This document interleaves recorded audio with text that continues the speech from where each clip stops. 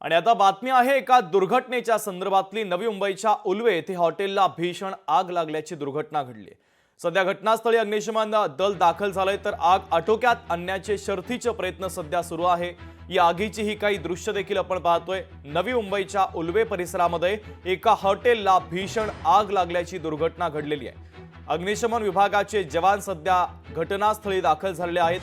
आग विझवण्याचा ते प्रयत्न करतायत आणि आगीची ही काही दृश्य देखील आपण पाहतोय। नवी मुंबईच्या उल्वे परिसरात एका हॉटेलला भीषण आग लागल्याची दुर्घटना घडलेली आहे। आकांक्षा देशमुख आपल्या प्रतिनिधी या दुर्घटनेच्या संदर्भातले सध्याचे अपडेट आपल्यापर्यंत पोहोचवतात। आकांक्षा, नक्कीच शुभम, नवी मुंबईच्या उल्वे येथील शहरामध्ये एका हॉटेलला ही भयंकर आग लागलेली पाहायला मिळत आहे। उल्वे 5 येथील एक चायनीज कॉर्नर आहे, त्या हॉटेलला ही आग लागल्याचं पाहायला मिळते।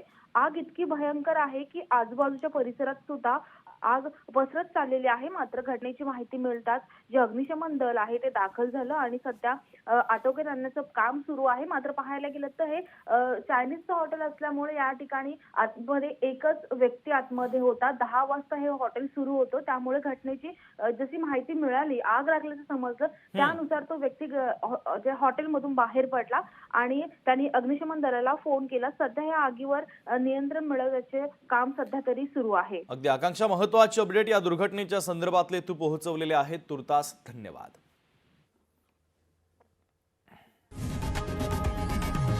लोकशाही मराठी ऐका, पहा, जागरूक रहा।